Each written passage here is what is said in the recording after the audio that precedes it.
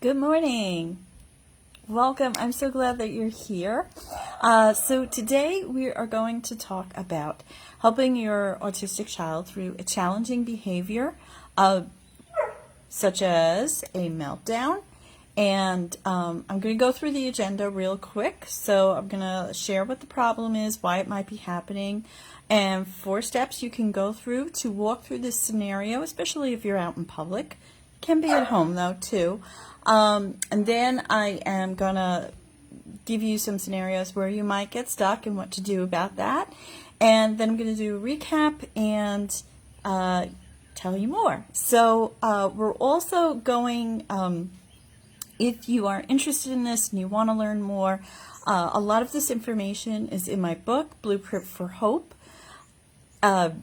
Raising Your Autistic Child According to God's Plan. So if you would like some information on my book, you can put #book down in the comments.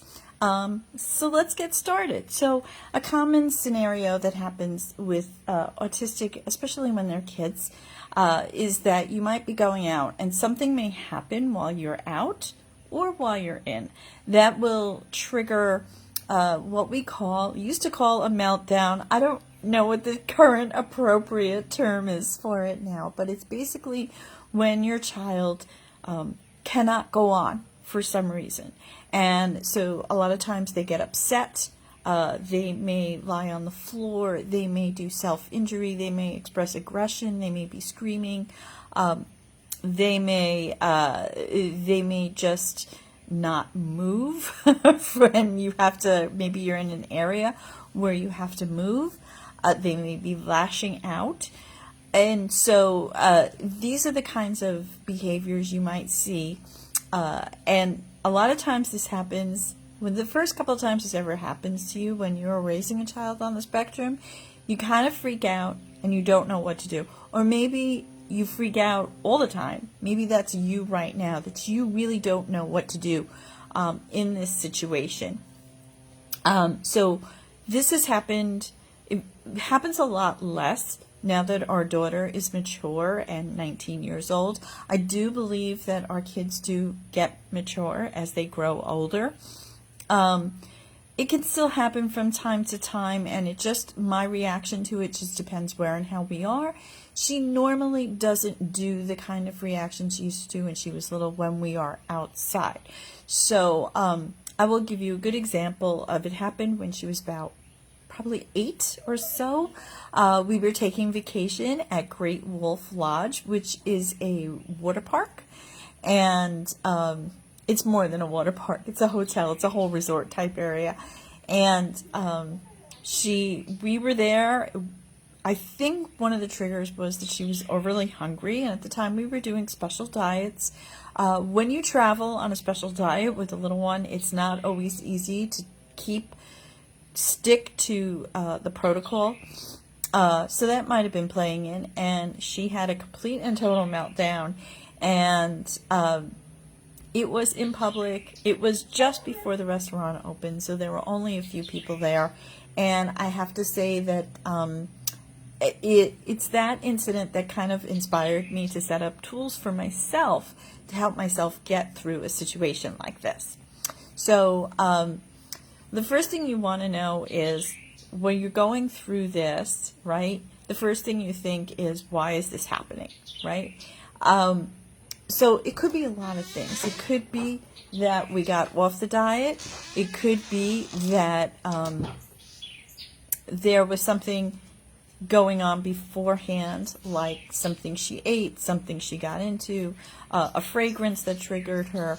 A lot of our kids on the spectrum are chemical sensitive to so many things, in addition to being sensory sensitive. So there might be a smell, there might be something that's choking them that isn't bothering the rest of us. It might be a very low noise that is hurting them. Sometimes it's something like a triggering light.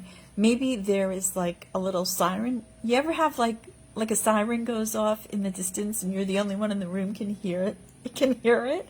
That kind of thing happens to our kids for sure. My daughter is heavily triggered heavily, or she's better now. Like I say, a lot of maturity comes with age. But in addition to the environmental factors, it's mostly environmental factors that do cause these behaviors. But one thing that would trigger my daughter heavily is if we did a U-turn. So if we were going somewhere like on vacation and we forgot something, we had to go back, a U-turn would be the end of everything. And of course, it's also their inability to communicate. So kids, a lot of times on the spectrum, they may have apraxia, which is where they know what they want to say in their heads, but they can't get it out of their mouth or their fingers. And there's actually a program that addresses that. But I think that it's a lot of times they can't really communicate, and the frustration and what for us might be just an annoyance, for them could actually be physical pain happening because of this trigger. So there are 4 steps to handle this that will help you handle it well, but more importantly, it will help your child get through this situation. So number 1 thing you have to do is you have to take a step back when it happens, and you need to calm yourself, because whoa, there's a bee out here. The problem with these behaviors is that they trigger you, and they trigger other people too. So if your child's behavior is a trigger, sorry about that, then you need to calm yourself first. And this is going to be upsetting to you too. It's very upsetting when you're with your other kids and you're going out for a nice pleasant day and this happens and you feel like the whole day is wrecked. Well, you can't think like that. You have to calm yourself down. You have to recall that normally these things go away in a couple of minutes, like 5 or 10. I know 10 minutes sounds like a long time. Sure, sometimes they go a lot longer than that, but normally it's just 5 to 10 minutes that it takes your child to get back to center. So, and the reason you need to calm yourself is you need to try to figure out what is triggering your child, right? So it could be hunger, but it could be something if you're in a new environment, it could be something in the environment that is doing it. Like I said, there could be some alarm that you can barely hear. There could be the lighting, fluorescent lighting. Oh, that's a huge trigger. I hate fluorescent lighting too. I don't know who invented it. It's so bad. It could be an aroma in the air, something like that. So do your best to try and calm down so you can focus. Because if you're too nervous, if you're panicky, if you're angry, you're gonna send that vibe to your kid and you're gonna compound the issue. So you need to really get to center with yourself. For me, it's cleansing breaths. Pray it out. Help me, God. Help me, God. I used to teach my kids when they were little and they were stressed out to just go, help me, God, and deep breathe. Get yourself back to center, to find what that trigger is and to handle the situation, especially if your other kids are there. Okay, so the next thing is about the other people around you. So make sure that is about safety, actually, and that includes your child and the people around your child. So make sure your kid is safe. So my daughter, when she was very, very little, we got out of that phase. My daughter, when she was very, very little, and thankfully we got out of that phase quickly, would bang her head on the ground or a table or something. And if she was banging her head, I would just like jam a pillow or something under there.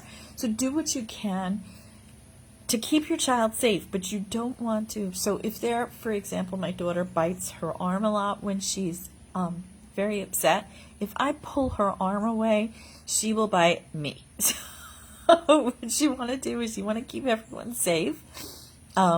Maybe send your other children away. If you have a pet, send them away. If you're like on vacation with your spouse, have your spouse take the other kids and go somewhere else. That kind of a thing. or with a friend. Have them take the other kids and go somewhere else because you don't want them to get hurt. Make sure that if there are people around, they stay back. Uh, um, and if you can enlist the aid of anyone, when we had that event at Great Wolf Lounge, and this was years ago because my daughter's 19, and this happened 10, 12 years ago. The waitress must have known someone in their family or a loved one with autism. She came over and she really helped us. And she made sure that nobody else came in the restaurant at that point because it was early open, and she created a safe space for us. So if you can get someone in if you're out in public, if you can get someone in this situation to help you create a safe place, whether it's like if you're in a restaurant, a waiter, a waitress, a host, manager, whatever, that will be really helpful. So have your other kids, make sure they're safe, take them away, make sure your child is safe. So like if she's banging her head, put something under her head, that kind of thing. Don't yank her and grab her.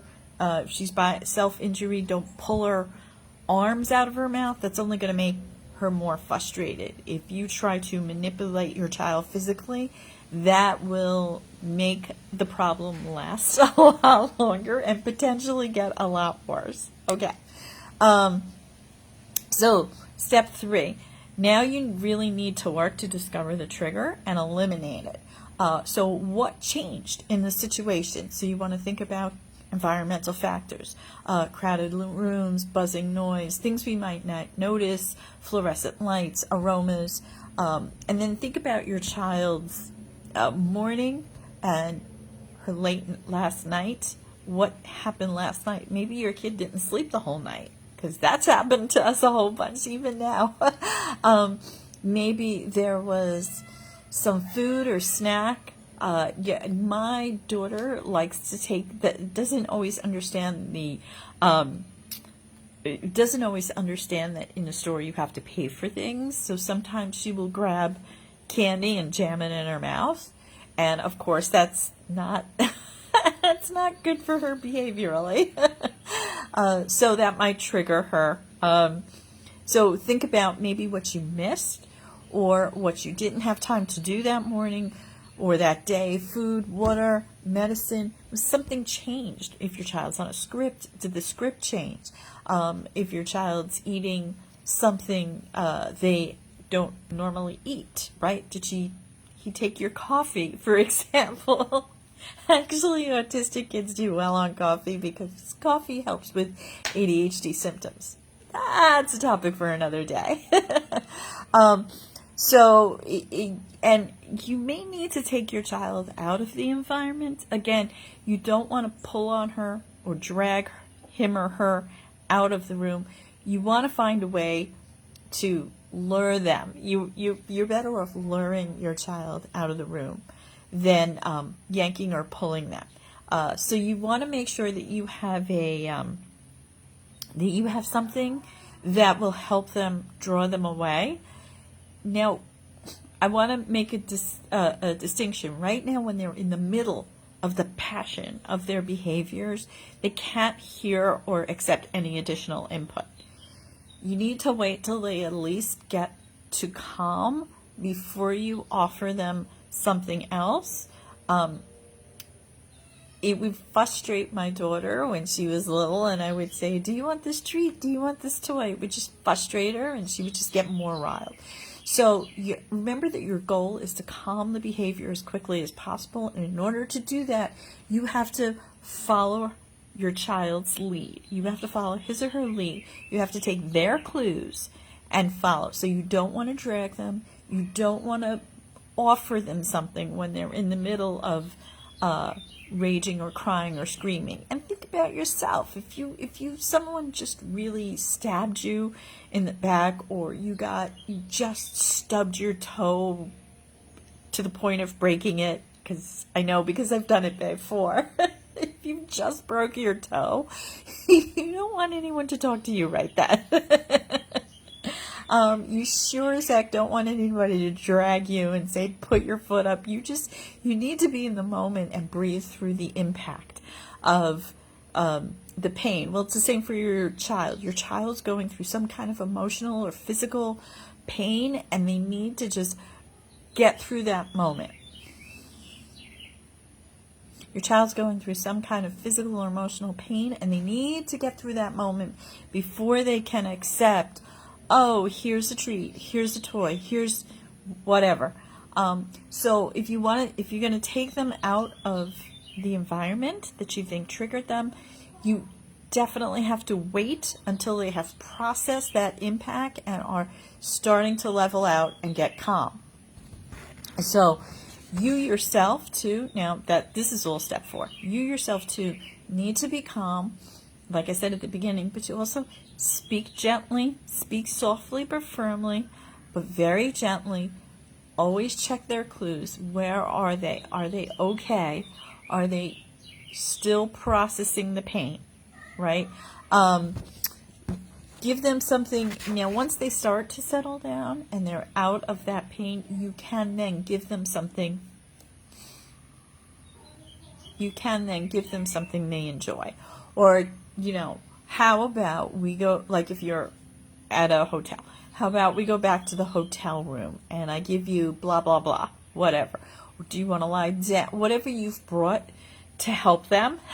Because believe me, you've probably bought a bunch of things to help them out while you're on your stay. That's if you're outside. If you're inside, if you're at home, or if you're in a store or whatever, you offer them the option to, do you want to leave? Hi, Catherine. Do you want to leave? Do you want to have this treat, to have this toy? Do we need to go back home? I found a lot of times that if you offer them, hey, do you want to go to your favorite restaurant and get some dairy-free ice cream? They will just freak out. Like, you don't want to pressure them into doing something more.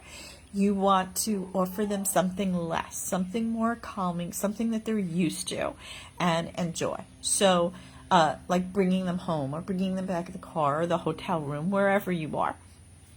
So that's that. So now, where might you get stuck in this process? I think the hardest thing is when you cannot find the trigger and they are not calming down. So you kind of have to let your child just go through the process. If you can't find the trigger, or let's say you find the trigger and it's an alarm and they're like, we can't shut it off.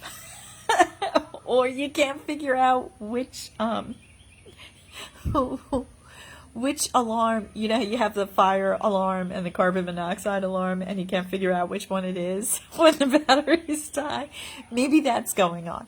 You can't always fix the problem, but you can always make sure they have a safe space to process their behaviors. Now, the reason why they're melting down is typically they are in some kind of pain, or they're on so much sensory overload that it's not pain, but it's akin to pain, or akin to, I get sensory overload. There are certain things that sensory overload me, and it's akin for me. Did you ever have someone tickle you to the point of where it's pure pain and you can't stand it and it makes you upset? It can feel like that to them.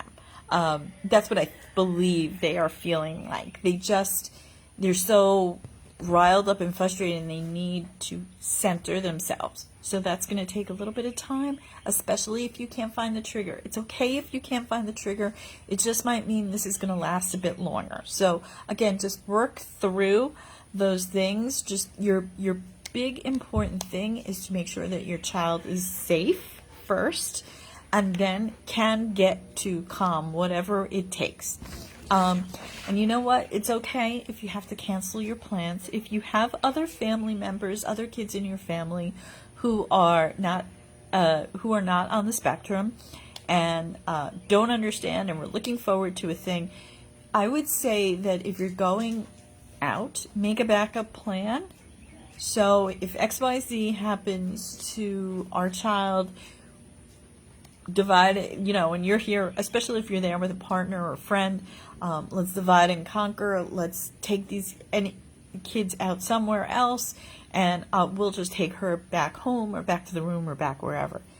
Now, if you can't do that, if it's just you alone, you have to come up with a plan to kind of make it up to the other kids, right? So always be really prepared for the worst that can happen. It's no different than preparing for, like, you know, if you go to a hotel and the hotel gets on fire, you have to do the fire drill, right? That's why you did fire drills in grammar school, so that you would know what to do during a fire drill. Hi, Catherine. Hi, Alex. So it's no different than that. You just plan for it and have multiple plan Bs for your other children and for your child. If you have to cancel a plan, it's okay to cancel a plan. The main thing to know is that your child is safe, and all your kids are safe, and that your child can get to center and get to calm. So that's what to do. Just to recap, this is what to do if your child experiences a challenging behavior, especially if you're in public or out of the house. First, you gotta take a step back and calm yourself.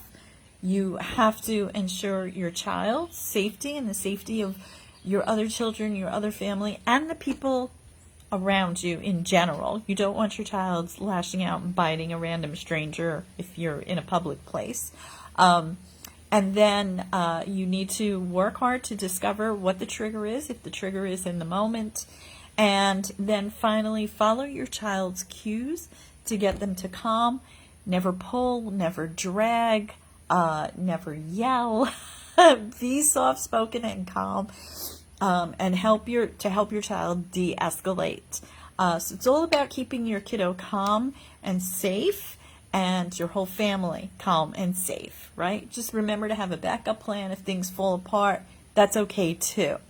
So let me know if this helped you. If you have any questions, go ahead and put them in the comments. I will answer those. I will get back to you and answer those, or I might make another video. And then remember at the end of it, when your child is all better, you really want to show them that you care about their joy and their contentment and their peace.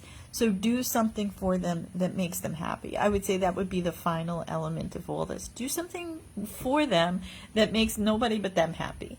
And to just show them that you care and that you understand you're doing the best you can do. I'm not sure always what our kids think of us, but I know that when we lose it, they hate it.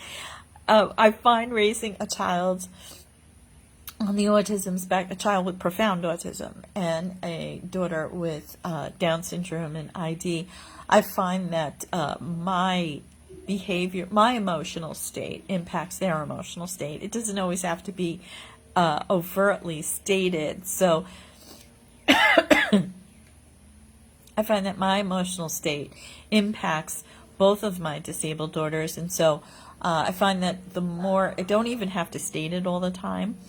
So the more you can find your own inner peace, your own calm. As a Christian, my calm is found in Jesus, and honestly, not much else.